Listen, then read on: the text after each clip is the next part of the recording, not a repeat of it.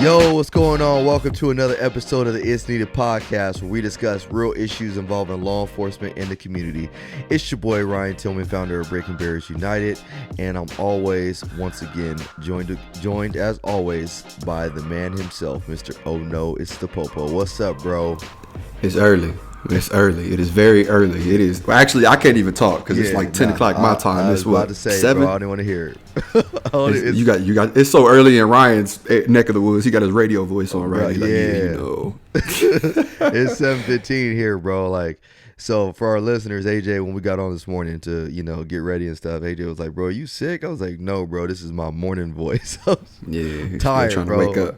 And then Billy was at my door this morning, and then I was like, because he got here. What time you get here, Billy? Like 6:15?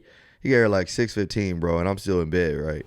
And so I was like, give me a couple minutes, and this fool sent me a meme of like this cat like trying to wake up his owner. Oh man! Hey. Shout out to Billy's hat today. If we could get a picture that to post on the podcast, I would appreciate that. Oh yes, we got to, bro. So yeah. Billy got the Sandlot hat on. Yeah, his brim is 8 feet long. Billy said, "We just don't understand his culture." Oh man! But I can't call it, man. Other than it being early, it's cold. It's in the 20s here. Is it really? Yeah, it snowed a little bit. Things are like kind of icing over. So there's that. The wife is finally showing. She got like her little baby bump. It's cute. She got her little pregnant glow. Okay. Yeah, other than that, man, I got a cool story, but I'll wait until I find out how you been, man. What's up with you? Man, I'm good, bro. I just been busy as ever. When you say cold weather, I'm a little worried because I'm flying to Denver, I think, in like 2 weeks to go speak. And I know it's going to be cold out there. I love the opportunity to speak, but, starting to travel and stuff, man, like I don't do good in cold weather, bro. I remember I went to Minnesota last March, bro. It was like ridiculous. It was like the frozen tundra out there, bro. I don't know how y'all do it. It, man. That's ridiculous. And you probably don't even have like winter gear to like take out there with you. Nah, I sure don't, bro. I sure don't. Last night it was like a colder night for us, and it was like 65 degrees, bro. 62 degrees, and I was like, we were like, it's a little brisk out here tonight. Stop it. See, you live in a cold state or a state that has like cold winters when you have winter gear in storage during the summer, and then as soon as it starts getting cold, you start taking it out. Bubble jackets, scarves, your chinchilla jackets, my chinchilla, your Timberland boots. Timbs. I do got a pair of Timbs. I do have a pair of Timbs, but I rarely rock them because I feel like when you rock Timbs, you're just gonna get into a fight. So I don't want to. Just so everybody know, Ryan and Billy tried to jump me this morning. Everything is good, man. So yesterday I settled, it was like a bittersweet day for me. As you guys know from a couple episodes ago, I recently got promoted to corporal, which was cool. I was just a blessing in and of itself, man, just being the place I am in my career right now and to get that opportunity to get promoted. But one of the downfalls of that was as soon as you get promoted, I had to come out of the school resource officer spot. And so yesterday, I celebrated my last day at the school that I was at. And so, and it kind of sucks, man. It was a crappy day, and this kind of leads me into a couple of things before we go into officer down. But one thing that sucked is my goal was to spend a majority of the day at my school yesterday because it's my last day. I want to say my goodbyes, do my things like that. But as a school resource officer, we're also responsible for other schools in the district as well. And there's been this epidemic with kids just using Xanax, bro, and it's been outrageous, man. Kids as young as middle school are popping Xanny bars, and we had about 5 people go to the hospital this week from ingesting Xanax, all in 1 week. And so yesterday, when I was working, we got hit up about additional people from other schools that were ingesting Xanax. And so it was just like, hey, man, we were just trying to get to the bottom of it. And so, I was just back and forth, but trying to be at my school, try to clean up my office, try to say my goodbyes, but also trying to close these cases. And so it sucked, man. But then the brighter note, and you guys will see the video here in a couple of days. But so there was only a few students that actually knew that I was leaving. And so I told a couple of the kids, that I was leaving, but not a lot of them. And, if I didn't think I had this relationship with my kids, I would have never even said anything. I would have probably just slid out the back door. But it's a thing when it's a testament when the kids are always asking about you when you show up to school, and the kids are just, hey, what's up, Officer Tillman? What's going on? And so I just really had this good relationship. I could feel the relationship that I had with these kids every single day I walked onto that campus. And so I felt I needed to let them all know together that I was leaving. And so it was kind of weird how it all worked out. It just so happened that my last day fell on a day that we had a pep rally. So all the kids were together at the same time. And so at the very end of the pep rally, I went and basically told all the kids, like, hey, today's my last day. And so, man, there was actually a kid. Remember that kid, Billy, in the pep rally that was like getting like all super hype about like the contest that they had? Well, that same kid stood up. There's this kid in the audience, and he like gave me one of those, like as if it reminded him like he was on like a talk show or something, like Maury Povich or something, and somebody like finds out like, you are not the father, and he like stands up with his hands up and stuff like that. So I'm looking. So when I tell the crowd like, hey man, I'm not coming back, my man stood up, like looked around, put his hands up in the air. I was like, what? And so, but you could just hear like a pin drop. Like everybody was just like what? Like, are you serious? People were like, you could just hear it, bro. And the funny thing is if I would have left it like that, it wouldn't have been the best way to go out. But everybody knows me and knows you. They know we like to dance. They know we like to cut a rug. They know we like to have fun. And so I told them, I was like, hey, there's only one way to go out, and that's with a bang. And so when I did that, man, a few of the captains from the dance teams came out. And man, we turned up, man. We did a choreographed dance in front of everybody, man. And it was a little new school, a little old school. A little new school, a little old school, a little trending, some of the trending, social media dances. But it was fun, man. And it really, that is a moment in my life. I'm so glad that Billy was there to capture it, because that's a moment that I'll never forget, bro. Like that SRO position was probably one of the best positions that I'll ever have. Like hands down. I mean, we walked and we were walking, leaving school, or leaving the campus. I was walking Billy out, and one of my kids, some of the kids that with special needs, man, I have a special place in my heart for them. One of the kids, man, he was just, oh, I love this kid. But anyway, matter of fact, he was in my dance video. The first dance video I did that went viral. He was the kid in the red shirt dancing in the background, and everybody was like, oh, like, oh, man. So, nice. Yeah, so he walked up to me and gave me this hug, but he was like crying a lot. He just buried his head in my chest.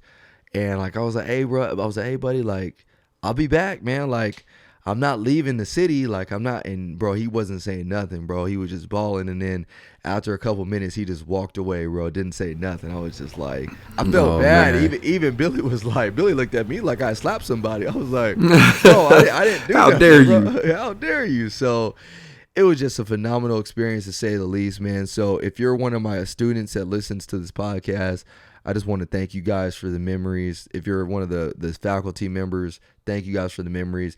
You guys probably did more for me than I did for you. So just know that, we always will have a relationship. I love you guys, man. But that was a phenomenal opportunity, man. So you guys will see the video coming out. And just make sure, if you see this video, make sure y'all share it. We want this thing to go viral, not for the sake of going viral, but just I want you to see the power of relationships. I think this video, maybe that's what we should title the video, Billy, Power of Relationships. These people are getting excited about a police officer. You know what I mean? And the funny thing is I don't even think it's that they got excited about a police officer. They got excited about a human being that just happens to be a police officer. And like that's the cool part about it, is like a police officer is just my job. Like, you know what I mean? But I think they got excited about the guy that wears that vest, that badge, and that gun, because I poured into them. So I think that's the power of that video. So 100%. It's funny you say that, because we had a conversation. What day was that? Friday. We had a conversation Friday, or maybe it was Thursday, when you were like cleaning off your desk, and we were talking about like how hard that has to be. Oh yeah. And that's exactly why, because like you've put your time in there, but you've also taken the time to like forge these relationships with like the faculty, the students.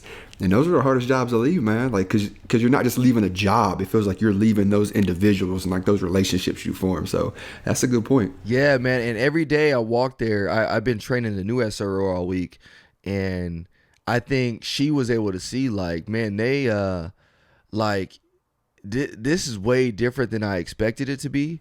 Like, not only do you feel appreciated, but you just really can see the value of investing into people. Like, if that's one concept that, I think we should discuss is like the value of investing into people and relationships. Right. Like, I think we've gotten, as a society, we've gotten away from investing into people and relationships, that when stuff happens, we become desensitized, which allows us just to say whatever we want to say and not even care no more.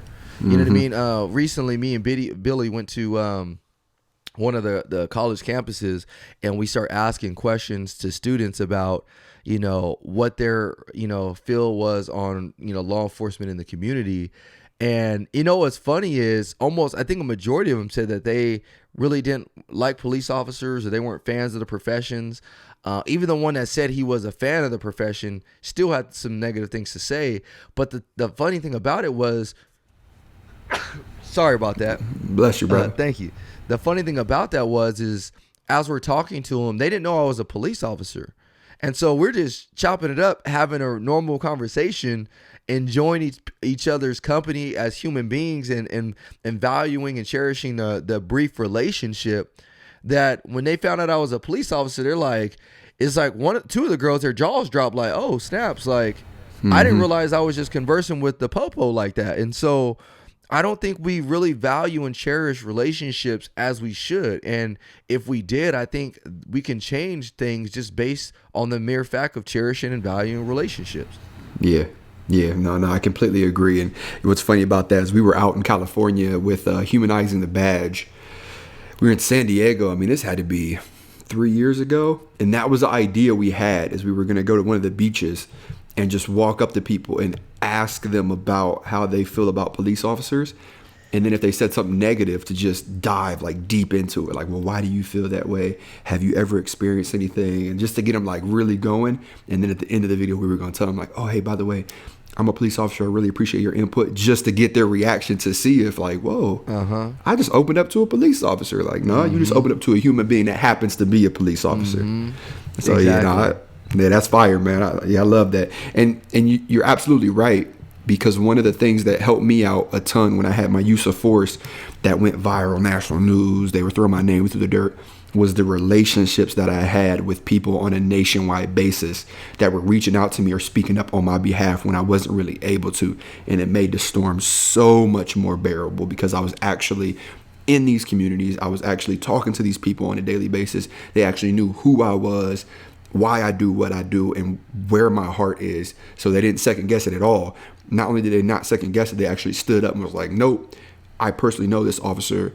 He wouldn't do that. You need to do your research. This is why this happened, and X, Y, and Z. And it was because of those relationships I had. Man, that's so, if you're a new officer listening to this, here's my message to you. If you're a new officer, you are about to embark on a phenomenal journey as a police officer. You're going to have your, you're going to have your ups, you're going to have your lows.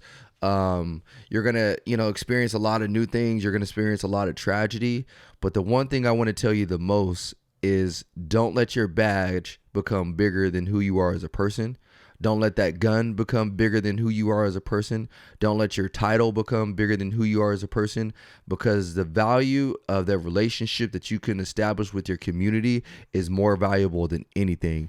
And so the 100%. moment you start to allow those things to become bigger than you is a moment that you need to take that badge and that gun off and say, you know what, I can't do this anymore. Because those are some of the reasons we're in what we're in today as police officers, is because we allow the badge to become bigger than what it is that we are as a person. And so that's just my message to you. And I'm telling you that because, what's funny is parents will come to me all the time and say, hey, look, can you scare my kid? Like, can you scare my kid so he like stops screwing up? Like, can you scare him? Can you instill the fear of God? And I'm like, Right. I've actually experienced more than not every single time, but more often than not, kids are more influenced by the mere fact that I can develop a relationship with them and come to them just on their level than they are influenced by me trying to intimidate them. Intimidation is not something that always works like that. As a matter of fact, I don't think intimidation really works that well at all. You know what I mean? And so, when we start getting into intimidating people or trying to use our police powers to intimidate people, I think we're going backwards, because you're not going to sway people based on intimidation. You're going to sway people based on your influence. And so, 100%. That one, we got to write that line down like that. You're not going to sway people based on intimidation. You're going to sway people based on your influence. Right. So I want to share a story, and then I want to relate that story to why I believe that Ryan and myself have been so successful in standing out as far as community policing goes. And Ryan, you may have heard this story before. Have you ever heard the story about the flea in the jar? I don't think so. I don't think I heard about that one. I want to hear it though. All right. So back in the day, the scientists, they wanted to research fleas for some reason. I have no idea why, but I'm glad they did it because it gives us a topic to talk about, right?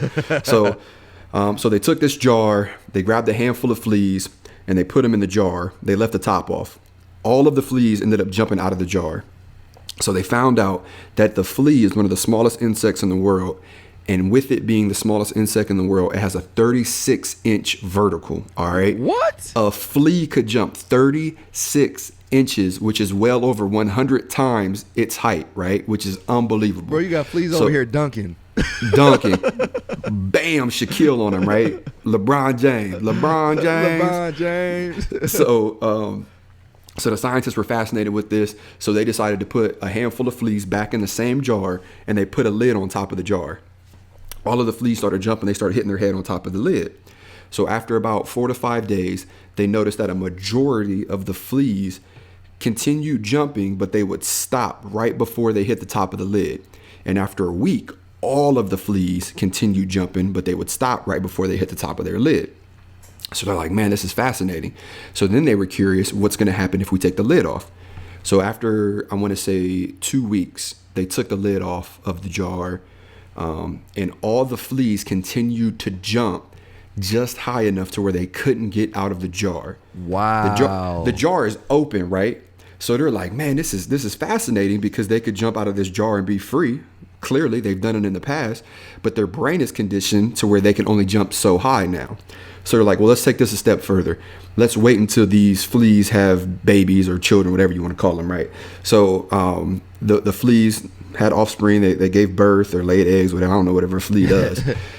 And then the new baby fleas, who are born with a 36-inch vertical, would only jump as high as their parents, because that was the environment that they were set in. So none of the fleas would jump out of the jar, which was roughly 6 to 7 inches, when they could easily jump 32 inches. Two things. The first thing that taught me was, you never know what you could truly do until you push yourself, right? Like every single one of those fleas in that jar could jump 36 inches, but everyone else around them is only jumping so high. So they're like, man, I can only jump this high. Like everybody else is only doing this. I could only do this. I'm going somewhere with this. Trust me. I know. And the second thing that taught me is, you have to be careful who you surround yourself with, because they can influence you, right? Like if you look around and you see like, well, everybody else is kind of doing this, so why am I only doing this? So anyway, I relate that to Ryan and myself's success, because we do those two things consistently. Like we constantly push the envelope and we push ourselves despite what else is going on in the world, despite who tells us we can't do something. And the second thing we do is we surround ourselves with people who continue to do that and continue to tell us like, hey, this only 7 inches, man. You easily got a 30-something inch vertical. Like, jump, bruh. Easy. So keep that in mind. I hate to be this guy, and for those of you who know me, know my heart. So please don't take it this way. But there's a reason why we stand out when it comes to community policing. And this isn't me like tooting our horn or patting ourselves on our back. There's a reason. And that's why, like, we refuse to stay in the jar. There's a reason there's so many issues in policing, and a majority of those issues, if not all of them, are in that jar. You have to start associating with your people who know what life is like outside of that jar and who can push you to tell you that you don't belong in that jar. And that goes beyond policing. No matter what you're going through in life, despite your circumstances, despite where you're at, just know that somebody would kill to be in your shoes. And if you don't believe that, always remember those two things. Get out of the jar. There's people who made it out of the jar, and there's people who will push you to be better. That way you don't belong in the jar, and let you know you don't belong in the jar. That is so deep. And you know what's so deep about it? There's a dude that I talk to on a weekly basis, really good friend of mine, man, and we had a conversation. And then I spoke at on Tuesday night. I spoke to the African American Parent Council Advisory Board, so APAC, and so and when I spoke there, one of the things that came up after the end of it, and mind you, everybody there for the most part is African Americans, obviously, and so I'm doing my presentation, and at the end of it, bro, they were all just like, "Oh man, this was great! Like, man, what you're doing is phenomenal. I see things so much differently now." Put people through scenarios. They were like, "Man, it's crazy." So then I got into a deeper conversation with one of the ladies there. Actually, it was a couple ladies, and one of the ladies was on side with me, but the other lady, I don't want to say she was in opposition to what I was saying, but she was kind of like, I knew where she was going with it, and it was the same conversation that I had with my buddy. Is a lot of times people play police work to be racist in and of itself. Like every situation and encounter we come to, it's based on race. And so I'm going back to your story. So everything that almost everything that what happens in law enforcement is based on race. But I really, if you're a viewer or listener right now, I need you to go with me somewhere. I need you to just open your box right now and open your thinking. So I often say on this podcast, like, you know, racism still exists. So what do I mean by that when I say racism still exists? I mean that there are people in this world that feel like their race should be superior than other people's races. And that's not because they just feel that way. That's because that's what the environment that they were raised in. And so I'm going to go deep right now. So I need you, if you're with me, just be with me. There's something which is called systematic racism. And I believe that we have been conditioned as a society systematically in certain ways to be racist without even realizing we're being racist. For example, it's been proven, and we can see it that in the past, if you go back to slavery days, African American people were painted to be criminals, villains, dangerous, deadly, so many different ways. And this has been proven. This is factual. If you go back, this is how we were painted to be, because it was a way for people to continue to oppress African Americans by saying, hey, look, they are this, they are that. This is why we need to keep them down, because if they get to a certain point, then they can basically take over. So that's a system that it was put in place to continue to oppress people. And it wasn't just African Americans, it's other races as well. I'm using African Americans just for the sake of this example. So that system continues to evolve. And then where that system goes is, now, not only are we going to continue to put these agendas out, but now when you look at the media, when you look at movies, when you look at the news, African Americans specifically, this is again, just for the example, would be continued to be patronized as the villains, as, you know, the people that are doing work. And so, or they're doing the bad stuff. So now you look forward and you move forward into society. What ends up happening is people become fearful of African Americans, unfortunately. Now, this has also been proven. It was crazy. There was a study done. The study is that it was, and it goes back to the racial or implicit and explicit bias training. And what happened is they did a training, and they basically had people like look at a series of photos, and then you had to click real quick if you thought they were a threat or weren't a threat.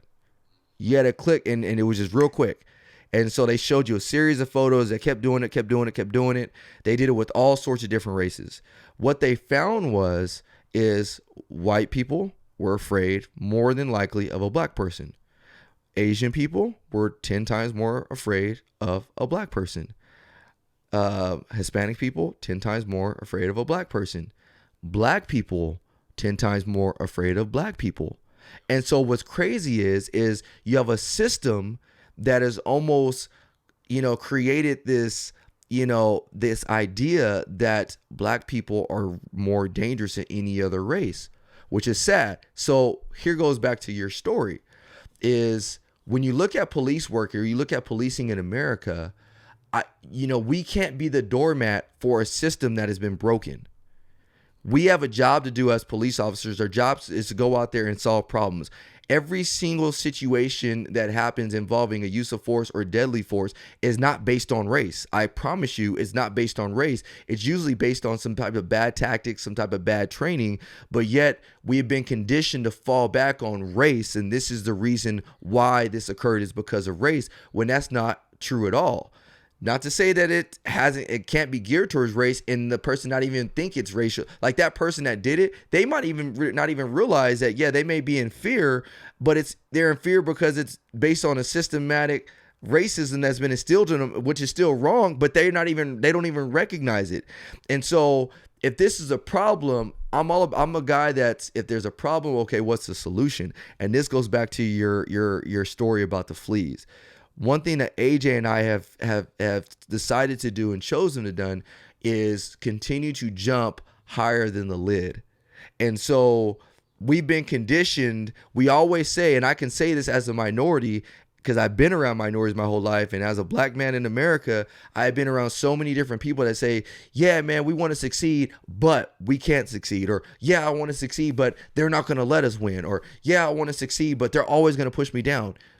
They could continue to push and push and push, but you can continue to jump higher and higher and higher above that lid. At some point, we have to jump above that lid because one day, guess what? I have kids. I have 3 kids. So if my kids see me jumping below the lid, what do you think they're going to do? Jump below that lid. The reason I'm jumping above that lid is because I saw my dad all the time jumping above that lid. My pops were jumping above the lid all the time. I saw everybody in the village that mentored me jumping above that lid. Saw my mom jumping above the lid. And so that's kind of what's been conditioned to me is like, you can go be above and beyond. And even though there might be some type of systematic racism that still exists, that don't mean you can't jump above it. You know what I mean? So don't let it be an excuse of why you can't succeed. Will there be challenges? Will your head hurt sometimes from hitting that lid? Of course it's going to hurt. Of course your head is going to hurt from hitting that lid, but it don't mean that lid won't come off. And when it does come off, guess what? You're going to jump above that lid still. So I love your philosophy because it goes hand in hand with what I was just talking to these people about the other day, man. Great story. And thank God that our ancestors didn't have that same mentality of I can't jump out of the lid. The lid's not designed for me to jump out of. The lid might still be on. I might jump and hit my head. The fall out of the lid might hurt. Like, thank God that our ancestors didn't have that attitude. Thank God that they looked at it and said, you know what? I can make it out of this lid. And when I make it out, I'm going to show others that they can make it out. That way, when we have children and we have offspring and they grow up, they know how high they could jump. I seen a meme last week, and I don't remember exactly what it said, but it said something to the effect of, close your eyes and imagine the year is 2020, the internet goes down, and all of a sudden, just like that, poof, you're no longer an activist. And I say that following my previous statement for this. There are too many people who play victim or who say, you know, I can't do this and I can't do this and I'm standing up for whatever. And they become these keyboard warriors, which is great because it does raise awareness to a certain extent. But what are you actually doing? Like if the internet was to go down today, would you have a platform to stand on? Would you have a voice? Like, what would you do to continue that passion? Or is it just a passion you care about on the internet, right? So, man, this leads in perfect to this story I wanted to share. And it's my new approach in life. And it's called the SWA. And it's the so what attitude. And for me, that means in your life, something is going to happen. It's guaranteed. The Bible says it, right? Like, it's promised. Like, you are going to run into trials and tribulations. So what? Oh, my boyfriend just broke up with me. So what? I didn't make prom king. So what? My teacher doesn't like me. My professor didn't score it. So what? So what? What are you going to do about it? What are you going to do about it? Are you going to complain? Are you going to complain? Oh, man, there's so many fleas in this jar. The lid might still be on. I don't know what I'm going to do when I get out of the jar. So what? You going to complain or you going to do something about it? And the reason I say that is this. It's no secret. Or maybe it is. I don't know. But it's not about to be after this. The past year and a half of my life has been the hardest year and a half of my life that I've ever experienced. Even your dog is crying in the background. Like, I know my dog. He's like my owner is getting emotional. And this is why I say this. You may know this. You may not know this. I'm not sure if I shared it on a previous podcast or not. But about a year ago, my mom was let go of her job. She served 30 years. Hold on. Stop. My mom worked 30 years. I'm about to throw this dog somewhere. AJ went in police mode with his dog. He was, stop. That command came out. He be looking at me like, oh, snap. He's serious. Like, so my mom worked 30 years at her job. She had a new manager come in who didn't like her. They butted heads. The new manager ended up getting my mom fired after 30 years. All right. You talking about a single mother. She don't got no husband to fall back on. Luckily, she raised 2 young men the right way, and we got her, right? Mm-hmm. That was a huge hit for me. I had this use of force. For those of you who don't know everything that happened with this use of force, I had protesters show up at my house. Okay. My house, my place where I'm supposed to be able to rest. I had protesters show up to the front door of my house. All right. Luckily for me, I have a list of things that I could go down to release, right? One of those being the gym. Mm-hmm. I can't go to the gym because guess what happened when I went to the gym? People wanted to talk about it. But you could work out at the academy. Your academy has a nice gym. Guess what? When I go there, officers want to talk about it. So go ahead and mark that off, right? My second one is church. And not even second. That's really my first one. My first one is church. My second one is the gym. I had protesters show up to my church. I can't even go to my church. All right. So I've got family, right? Like when you ain't got nothing else, I got family, right? I had a family member call me and with their own mouth say, AJ, I thought you were different. Wow. Okay. I got to write off. Wow. I got to write off family, right? If you're not picking up what I'm putting down, it got to a point where I legitimately felt like I had nothing left. Then I had to take a step back and look at my life and go, hold on. I can't go to my gym because I've been there for so long, but there's plenty of other gyms in Central Ohio that I could go to where I might not run into this problem. If I don't feel like being around people, I could do push-ups, sit-ups inside of the house. I could run outside. Like, I'm fortunate enough I could even consider working out, right? So then I start thinking, you know what? I go to a pretty big church. It has a lot of different locations. I could go to a different location. I could hear the exact same message because I'm blessed enough to go to a big church. Mm-hmm. And then I started thinking, you know what? One family member called me and said something crazy. I'm fortunate enough to where I have probably the biggest family in the United States of America. My family got me, trust me. I got friends, I got family, I have a beautiful wife. And it really made me think, AJ, so what? Like, who are you to be down in the dumps because of what you're going through? After I go to work every single day and I preach to these kids 3 things to be grateful for. Do I got a roof over my head? Check. Do I got clothes on my back? Check. Do I got food in the refrigerator? Check. Then so what? Take me to church. So what? You're going through a hard time. And it hit me even harder because I was on TikTok. All right. We just got into talking about TikTok. But I hopped on TikTok. And for those of you who don't know, on this app, you record a minute-long video or shorter. And when you post that video, people could post your video in a side-by-side fashion, and the other side of the video could be their reaction as they're watching yours live. So Ryan and I, we do this podcast.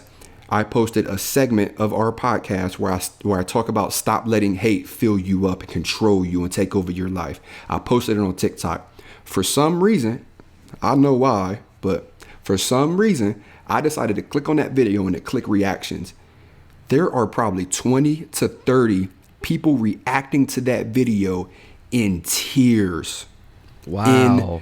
I'm talking about sobbing, listening to the words that we share on this platform, talking about hate and not letting hate control you. And it automatically made me think, you know what, AJ? If you never went through a hard time, then you wouldn't have a leg to stand on to say what you just said to these people. So just keep in mind, I know we're getting off track right now, but look, y'all gonna listen to me. I'm on the podium. Keep in mind, if you're going through something right now, if you're going through a hard time, if you feel like you can't win, if you feel like the world is against you, whether it's your chain of command, whether it's the community, whether it's the police, just keep in mind, sometimes you're going to go through the storm and you're going to make it out, or you might just stay in the storm. That way you could run into somebody else who's going through the same storm, or it's getting ready to go through the same storm, and you could tell them, hey, I made it out. So could you. So could you. I ain't need no umbrella. I ain't need no rain boots. I made it out. I might have got struck by lightning a few times. I might have tripped and fell on my face, but guess what? I made it out. I made it out. So it really made me think, like, man, I got to develop this attitude to where no matter what happens to me, no matter what happens to you, you got to look whatever you're facing and go, you know what? So what? Man, I love that, man. So that's so deep. And it's funny because I called AJ couple days ago, and actually I called Jorge, and I was talking to Jorge, man. I need to text him back today, but I was like, you know, it's funny, Jorge, like when I be on my soapbox and I be having bad days, I think of you, and I'm like, man, Same. I can't even, like, what are you doing? And if you guys haven't listened to the previous episodes, Jorge is a really good friend of me and AJ's. He's based out of Massachusetts, but Jorge was shot when he was 17 years old, and he's been paralyzed ever since. That dude, man, every other week I talk to him. I talk to him about once a week, but every other week he's probably back in the hospital, bro, for some type of infection. And every time I start to get down on myself or feel a certain way, I'm like, man, like, think about what he's going through. And that dude is always positive, bro. Always. Even on his worst days, that dude is positive. And I'm like, who am I to get, start feeling some type of way? And so this week I had a day, I think it was Monday, and let me just tell you guys, because we're open and transparent with you guys, and I don't want you guys to think that, me and AJ and Billy are untouchable and we live these perfect lives. I don't. And so right now I'm gonna be vulnerable with you guys, and I'm gonna share how I sounded like a spoiled brat on Monday, and this is what I mean. So Monday, Monday was a busy day for me, man. I had a presentation at 9 a.m. and then we had a presentation scheduled for 1 p.m. And then that's the same day that me and Billy went to the college and did some interviews. And then at night I had another, I'm starting a mentorship program with about 30 kids at a middle school. And so I was just burned out, like just tired, bro, like just legitimately tired. And I usually, if you guys know me, like you guys know I'm passionate. Like I'm passionate about speaking. So I never feel drained when I get up on a stage. Never feel drained. And so when I did my first presentation that day, it was just weird, man. I just wasn't feeling in my zone, bro. Like I just, I prayed. I still and I don't think anybody, and Billy was there. Billy recorded it. So I don't think anybody in the audience could tell like that, I wasn't me. But I could tell I wasn't me because I just, I wasn't in my zone. So anyways, that night, man, I'm driving. I came home. I had a short segment in between going to my night session. And I was just feeling like I'm tired. I got presentations galore. I was like, I got to travel to, certain different places to speak. I have this new position that I gotta that's a lot of pressure. Here I am. I'm talking about all these blessings, but I'm talking about these blessings as if they're negative. Like right. I'm looking at the negative aspects of a blessing that was given to me. It's crazy.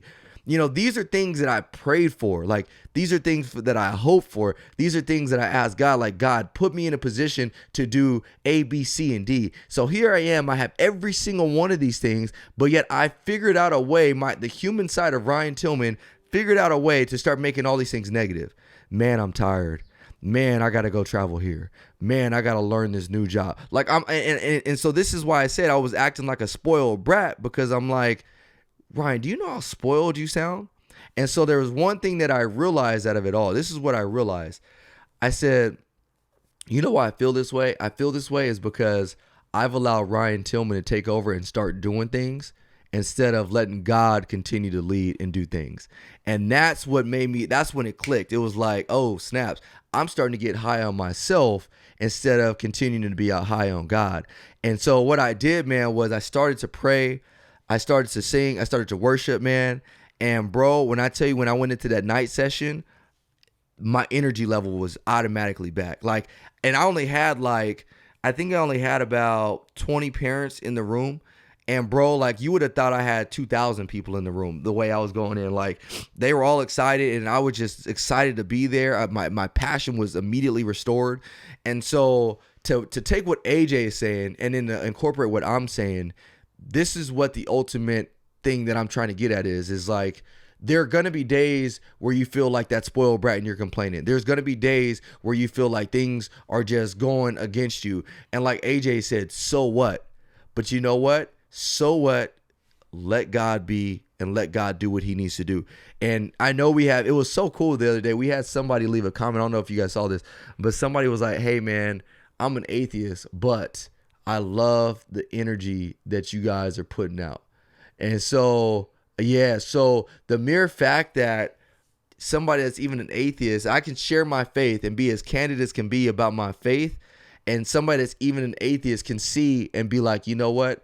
I can still listen to this message is beyond me. And so my encouraging words to you is, man, like AJ said, so what? Stop being you and let God do what he needs to do.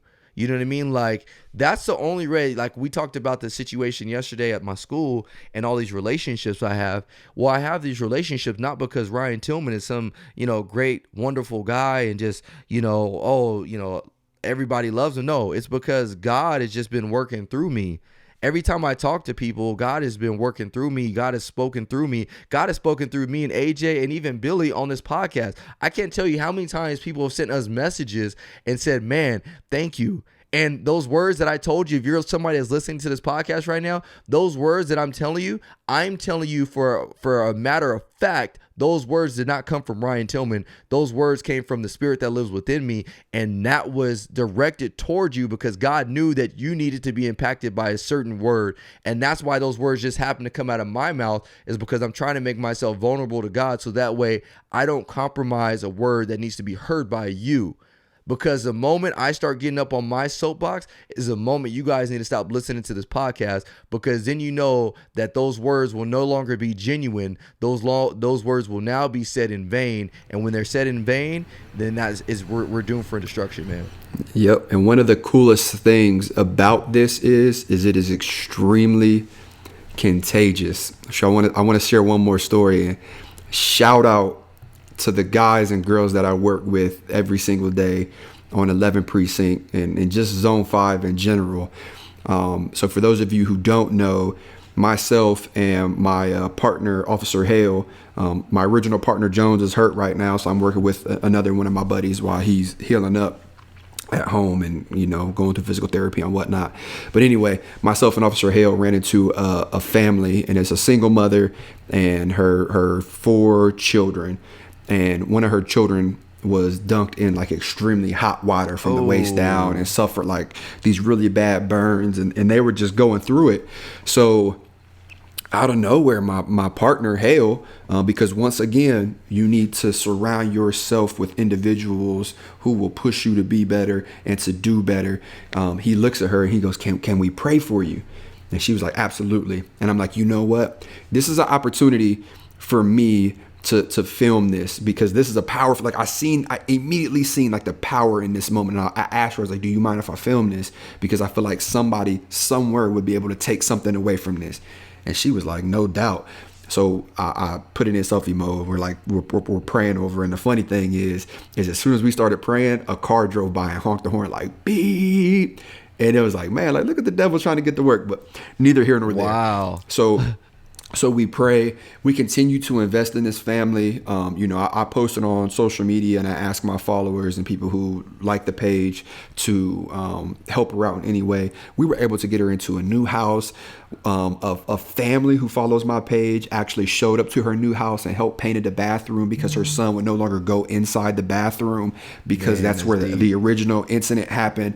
So it was just a super powerful moment. But something that I realized 4 or 5 days ago is Bianca is the young mother of this child and the rest of these kids. She sent me a text message. I'm not at work. Keep this in mind. I am not at work. She sends me a text message, and the text message is a picture of 2 officers that I work with holding Ken in their new house. And it just made me take a step back and go, you know what? I work with some amazing individuals. And then it made me realize Ken had a birthday party. It wasn't even on our precinct. And we had 5 different officers show up to that race. And I'm just like, man. I work with crazy, impactful, caring officers. So shout out to every single one of y'all. Y'all are doing an amazing job. And it just, man, it really took me away and made me take a step back. But the reason I share that is you never know like who you're going to impact or who you're going to show someone the opportunity to do something impactful, right? Like maybe they've always wanted to do something like that, but they've never really seen the opportunity and now they see it. So that, to me, that's one of the coolest parts. It's extremely contagious. And you know what's deep too, man? I also too want to shout out the guys that I work with, the guys and girls that I work with too, because one of the things that people don't realize is, that we always talk about the issues with law enforcement. Like, obviously, that's what this podcast is for, talking about the real issues involving law enforcement in the community. But one of the things that we don't talk about is we don't talk about the fact that we fight crime every single day and the amount of crimes that we solve every single day. This has been a busy week for the guys and girls that I work with. But we have solved, I can't tell you, we've solved attempted murder investigation. We solved a robbery investigation. We solved a sales of narcotics investigation. And so if we always, one of the things that we like to do in the media is or just in general, and I don't even want to say the media, but just in general, is we always like to highlight the negative aspects of police work. We always like to highlight that. But we don't, if we had a measuring stick and we measured the amount of crime that exists and the amount of things that people that are doing that are just like evil and devilish compared with the amount of actual officers doing things that they shouldn't be doing, we would be blown away, like blown away. Our officers are solving cases hourly, actually by the minute. My caseload as an investigator it never went down. Like my caseload never went down because there's way more crime than there is people actually doing good deeds. And that sounds bad. It sounds bad. I hate to take this out of context, but think about it. Our caseload never goes down, ever goes down. It always increases. So the amount of crimes that people are doing on a day-to-day basis, it's outrageous, but yet we have people that are working tirelessly to solve these cases. And so that leads me to my next point. We posted a video the other day out of East Cleveland, Ohio, and this video was terrible. This was literally something that you would see from a movie scene. Like, the call was, these officers need to respond to a rape in progress. So these officers show up, they see the suspect, and he's grabbing this girl by her hair. Not only is he, and let me stop right there. Just imagine the sight of that alone. He had a gun in his hand. Yeah. So I don't even get to the gun yet. Just think about the sight of a dominant male figure just grabbing and pulling a girl by her hair. Just that sight alone. Don't throw any weapons yet. Just think about the call for service. A rape in progress. You show up and you see a guy grabbing a girl, female, by her hair. That is a terrible, terrible picture. Like a dangerous picture. So now, like AJ said, throw in the fact that now he has a gun in his hand. This same man has a gun in his hand. So now let's elevate it now. Now it's even that much more of a dangerous situation. So then you show up, you start giving commands to put the gun down, get on the ground. And what he does is he pistol whips the girl in her head. In front of the cop. In front of the cops. So what does that tell those police officers? That tells those police officers that I'm not listening to anything you're telling me to do. Right. No matter what you say, I'm not listening to you. So if we freeze frame right there and you're the citizen and you have to make a judgment call, what does that judgment call look like? Now let me paint some more picture for this, because this is hard. You, as the officer, have a female victim in between you and the suspect. Now your backdrop, the scenery behind it looks like have some apartment buildings behind them. So you pull up, you see this scene, and now you have to react and respond accordingly. So now you have to make a split-second decision, because this dude just pistol whipped this female, so he's already shown a propensity for violence. He's already shown that he will hurt this girl. He will probably kill this girl. In front of you. In front of you. So they show up, they use deadly force, they shoot this guy. Rightfully so. No problems with that. They use deadly force. Like 6-7 times. 6-7 times. Now, here's the other crazy part about it. The dude continues to move. As a matter of fact, the dude almost postures some more, and it almost looks like he racks around, aka cocks around. That's what it appears like. Starts walking towards the officers and towards this girl again. So finally, after several seconds, it said from the moment the first bullet was shot, 14 seconds elapsed before he actually collapsed. And he was like standing. He wasn't like limping. He wasn't like in the process of falling. Like he was standing, like talking, screaming at the officers. Yep. So then he fell, and finally they were able to get the girl to safety, and then the gentleman ended up passing away. But there are some valuable learning lessons in this. One of the things I mentioned on my Tillman's take was, this stuff ain't like the movies. So when I went to that meeting the other day for the APAC, one of the questions came up is, how come we don't shoot to wound? How come we always shoot to kill? How come we can't shoot people in the arms, shoot people in the legs? This situation, prime example, this came out the day after. Yep. If they started shooting that guy in his hand or his leg, you think that female would have wanted him to be shooting the hand and the leg? So it was funny. I did an example. I gave an example at my presentation. Somebody's going to jock me and do this at one of their presentations, but I'm fine. It's all good. If it's learning, it's a learning. Just copyright Tillman. So when I do scenario role playing, I carry blue guns with me, obviously the fake guns. So when that lady asked a question, I had somebody from my audience come and stand up. So, hey, do me a favor, come stand up. And I had them stand in front of the audience. So he has a whole audience behind him, and he's facing me, and I'm the officer standing in front of him. So I say, hey, man, do me a favor, put your hands out. Just put them out, just straight out in the air. I said, okay, audience, imagine this guy. He's a wanted murderer. I know he's a wanted murderer. He's an active threat to me. All of you guys in the audience, you guys live directly behind where this guy is standing, and you guys are all in your homes. As a matter of fact, your kids are outside playing in the yard, not realizing what's going on. So I've made the decision that I need to use deadly force against this person. So I go, put my blue gun up, point it right at him. I say, by a show of hands, how many of you guys would like me to shoot this guy in his arm right now?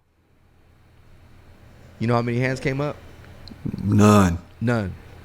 By a show of hands, how many of you guys would like me to shoot him in his leg right now? How many hands came up? Right. By a show of hands, how many of you guys would like me to shoot him in his head right now? How many hands came up? Maybe one or two. By a show of hands, how many of you guys would like me to shoot him in his chest? You know how many hands came up? All of them. All of them came up. That's powerful. I said, why? And they said, because we know that's probably the biggest place that your biggest odds of not missing. That's deep. And so I said, what's crazy is without answering your question, I answered your question. You answered your question. Yep, 100%. And you know what else I took? I mean, there was a lot to take away from that video, from the police officer standpoint and from the community standpoint. But something else that is a hot topic, and I'm sure it will continue to be brought up, is, well, why did he shoot him that fast? Like, he wasn't even pointing the gun at anybody. So I don't know if you watched the officer's body camera footage, because it was released a little after that video went viral. But as the officer pulled up on scene, the guy was coming out of the apartment complex towards the female, and he had a gun in his hand. And the officer had a shot. Granted, his backdrop is messed up, but the officer had a shot. And he goes, put the gun down. And he's backing up because you could tell, like, he doesn't want to take this guy's life, right? Mm-hmm. Or inflict serious bodily harm on this guy. So he retreats back to his car, and the guy walks a good distance with the gun in his hand all the way up to the female. And that's when he grabs her by the hair and pistol whips her, and that's when the deadly force is used. But keep that in mind before you start typing on the internet, or before you start voicing your opinion about how officers are trigger happy and we go shooting people way too fast. Like, more times than not, there's a reason why we do things, and it's to stop the threat. Remember that. It's to stop 100%, the threat. bro. Because if we don't stop the threat, then the threat, more times than not, grows and becomes more and more dangerous, and the likelihood of somebody else being harmed increases by a lot. And this is prime example, right? The officer could have easily shot him right there. Bang, bang, bang. Stop the threat. None of this would have happened. He didn't. And I'm not saying he was wrong or right for that. But then it escalated. He ended up grabbing by the hair, pistol whipping her. Thank God, she wasn't seriously hurt. But for everybody out there who's like, well, he only had the gun in his hand because he was trying to do X, Y, and Z, blah, blah, blah, whatever. Keep that in mind. Just keep that in mind. Man, that video, and I just wanted to remind you guys, like, don't ever underestimate the power of what people can do. Like, there is evil out there that exists. Like, and so, I was talking to Billy before we got on this podcast today, and I was like, what would the world look like in a country without police? Because there's always this idea that, we need to get away from policing. And it's like, okay, like, I understand, like, that you feel that way because you're upset, but what would the world truly look like if we honestly got away from policing? Because do you think situations like that are going to stop, or are they going to increase? Like, if there ain't going to be no police response and you rely on members of the community to try to prevent what's going on, do we honestly think that situations like that are going to increase or decrease? And they're only going to increase. And so, do I think that, and one of the questions I asked when we went to the campus is, do I think that we can get better as police in America? 100% we can get it better with policing in America. But at the same time, that doesn't mean we can just get rid of police. And honestly, when we start tying our hands, when you start tying officers' hands from doing certain things or taking certain actions, it reduces the amount of times that we can combat certain threats that we have to deal with. And so these are just a few of the things that I want you to realize the next time, or as you're evaluating policing in America, is like, okay, well, what's the solution? Yeah, we need to get better, but do we really want to tie police officers' hands a lot more to do their job? Because the more you tie our hands, I promise you, it's not going to be a pretty outcome. And so, what are some things that you think, AJ, that we can do to improve it? I know I've asked you this before, but I want to ask you again because I haven't asked you in a while. As far as to improve the way we respond, to, just the overall betterment of the profession in general. Like, what can we do to just make the profession better in general? I think we hit it on the head as soon as the podcast started. Form those relationships, because it's twofold, right? The moment you start going out into the community that you serve and you start forming these relationships with the community members, you start to realize who's actually in the community and what their needs are. But then the second fold to that is the community starts to see the police officer as a person and not a uniform, and why you do certain things. And take my recent incident as a prime example. It'll make your job easier as well. It'll make your job so much easier. I can't tell you how many times I've been chasing somebody, whether it's in a car or whether it's on foot, and a community member looks at me and goes, he went over that way, and then walks away. And it's because maybe I bought their groceries, or maybe I just took the 5 minutes out of my time to talk to them the other day, and they realized that I'm not out here looking to kill nobody or seriously harm anybody. I'm looking to clean the neighborhood up, and they know that, so they go, "Oh, that's AJ. Hey, he in them bushes over there, but you ain't hear that from me," and they walk away. More times than not. Or I'll get calls, I'll get text messages from people who just know what's going on because they're that plugged into the community. Like, hey, I heard you lost such and such in a foot chase. Well, he over whatever's house right now in the basement hiding. You're like, okay, appreciate it. I'm about to go over there and snatch him up real quick. Appreciate you. Yeah, but go out there and form that. It's nothing you don't do every single day of your life. Like, if you're not, think about, oh, this is deep. Think about this. When you take the uniform off, more times than not, you are out in the community talking to people, whether it's at the gym, whether it's at church, whether it's at a family function. You're out meeting new people, and you do it effortlessly. I can't even say that word right effortlessly. Now. Without effort. I can't say perpetuity. You can't say effortlessly. Yeah, that's messed me all up. But you do it without effort every single day. What's the difference when you got a uniform on? Like, you don't got to be this big, tough, whatever. Let your guard down. But here's the even deeper part though about that though, AJ. And this is something that I see is, I unfortunately think that there are many. Well, I don't want to say many, but there are a lot of officers out there that when they do take the uniform off, they don't have those relationships. Yeah, that's true too. And they don't know how to talk to people.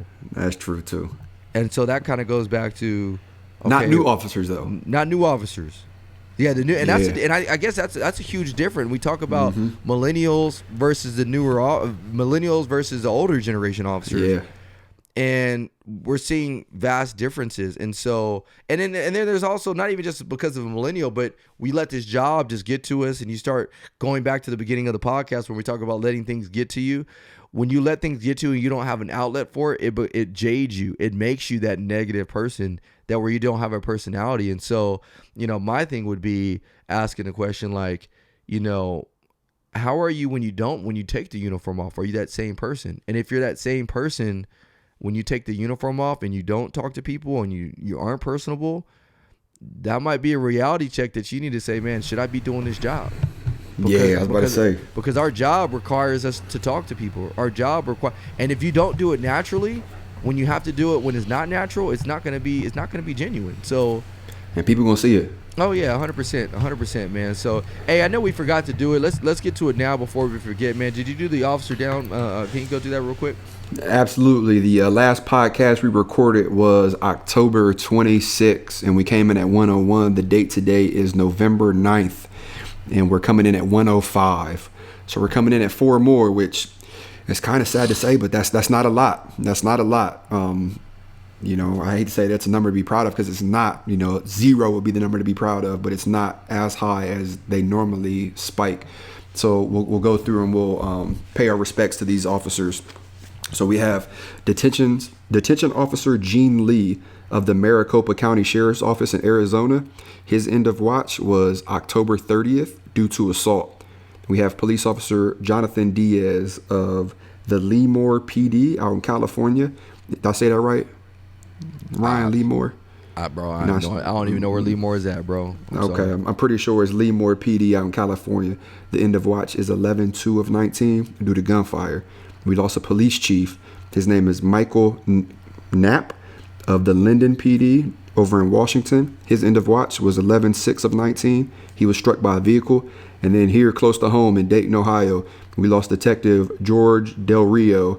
End of watch was 11/7 of 19, and he lost his life due to gunfire while serving a search warrant with the task force. So, as always, we want to pay our respects to those officers, and we also want to lend a helping hand in any fashion whatsoever to the friends, families, and loved ones of those officers. So if you know them, or if you know someone who does know them, feel free to reach out for us. Let us know if the families or the friends or whoever needs anything, if the department needs anything, and we'll try our best to make that happen.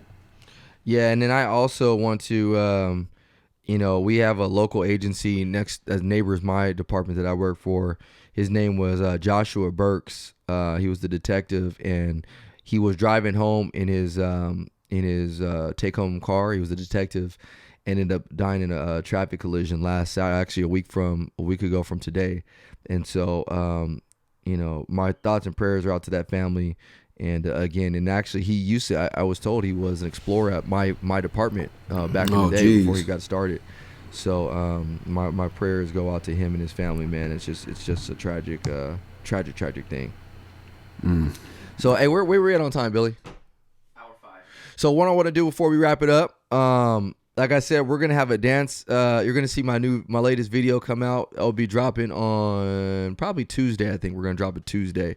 So by the time you guys hear this, we'll be dropping it the day after, most likely. When you guys see it, if you like it, share it. One. But what I want you to do is I want you to tag me and AJ. Oh no, it's a Popo. Tag Ellen DeGeneres. Tag her. Me and her. Send it to her. Email her. Send it to her. Me and AJ trying to go. We trying to go do a dance off on the Ellen show. So, we like to be fun. We like to have a good time.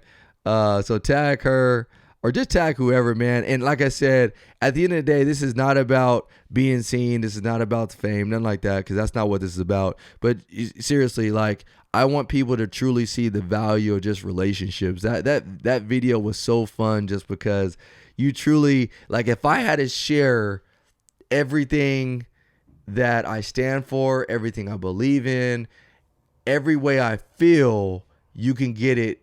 You can sense it from that video, the emotions, everything. And so the video is a fun one. So on another note, this podcast is being brought to you guys by the one and only Breaking Barriers United. Shout out to all of our team members. Shout out to you, Billy, for always making this happen. Shout out to AJ for getting up and doing this. The other thing, announcements. Go on to our podcast. If you like this podcast, continue to leave the reviews. We love the reviews. When you guys leave reviews, especially those 5-star ratings, what it does is it bumps us up. It bumps us up in the search podcast, and that's what continues to make this podcast go. I know we haven't had a special guest on in a while, and quite honestly, guys, it's not because we haven't wanted to have a special guest. Is I just haven't had the time to go out and find a special guest. And so we've had some requests. I know me and AJ have been requested to be on some other podcasts. So, we might start doing that as well. But if you guys like this podcast, leave us a review, leave us a 5-star rating. We appreciate that. Conference planning time is coming soon, so we will hopefully have a save the date at the latest by the end of December. And then, with that being said, any speaking engagements or anything like that, AJ, what you got going on? Any announcements for them? I've been working a little more closer with our recruiting department, so I'm helping them out. And one of our local high schools, they're looking at a lot now that I think about it. So too much, but I'm looking at some keynotes. I'm looking at like some graduations from programs and some like mentorship programs. So things are going well. Things are going really well. And I know you nonstop, man. I'm following in your footsteps. So don't go backwards, bro. All right. We again, it's a blessing. I think we had this past week we had 3 Monday. I had 1 Wednesday night. We had about 4 or 5 this week, and then I'll be hitting Denver, Colorado in like 2 weeks. I'll be hitting it looks like maybe Florida the first week of February, Oakland in February, and then look at him. We'll be hitting Ferris State University in Michigan. That's be coming in April, I think. And then there's another university I'll be hitting. I just reached out to me in New Jersey. So we'll be starting to get around. So and I'm gonna try to bring AJ with me on some of these because that's just gonna be good times. So good times. For sure. So any parting words, any words of wisdom before we get out of here? No, you broke up, brother. I didn't hear you. Oh, my bad. I said any parting words, any nuggets for our people, or any fair fouls before we get out of here. No fair fouls, but the nugget is don't be in the jar. Don't if you are in the jar, don't stay in the jar. We don't record this podcast just to catch up with each other and to talk and to motivate each other, and we could do that via the phone without having to deal with Ryan's bootleg internet and everything else, that we got to do to set this up. We do this for a reason, and it's to share our learning experiences with you in hopes that you'll learn from it and become a better whatever. and for us to learn from you guys and girls, because you guys and girls hit us up all the time. So keep in mind that story throughout this week. I want you to keep in mind that story, whether it's you realize that you're surrounding yourself with somebody that's an anchor in your life, and that's really lowering your jumping capabilities, or at least making you think that you can't jump as high, or you're not pushing yourself to your full extent. Throughout this week, I want you to remember that, constantly remind yourself of that, and just see how this week goes for you. Excellent. I love it. And so I guess my nuggets, I have 3 nuggets I've identified. I always tell you I write down 3 nuggets throughout my week. So the first one, it is everyone can try, not everyone can execute. So, everyone can try, but not everyone's going to be able to execute. So if you want to know, how can I be different? How can I be successful? How can I get hired? How can I be a difference maker in my community? How can I jump above the lid? Don't just try, execute. ET always says it, execution is worship. So I think one of the reasons why me and AJ and Billy are so successful is we've learned how to execute. So, execute whatever your goals are. Go out there, don't just try, but execute. Follow through on it. The other one is the struggle is real, but it's also worth it.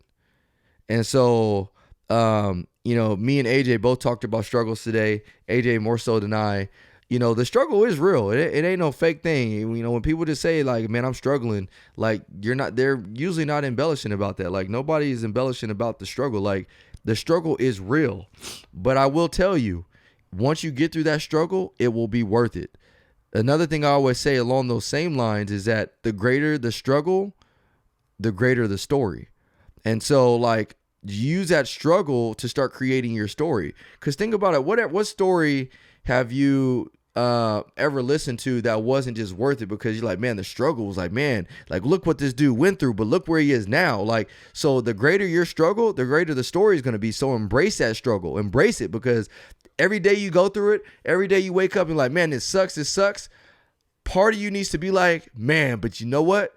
I'm glad it's happening, because when I get out this struggle, man, this story is going to be a great one to tell. So the struggle is real, but it's also worth it. And then the other one is, think about this, and this is more so for our keyboard warriors out there. Emotions don't think, they react. And so when you see something, when you get all emotional about it, if it pisses you off, before you say anything, you need to take a step back and think about what you're saying. Think about it. Because when you don't think, when you're all in your emotions, they always say you all up in your feelings, you all up in your emotions.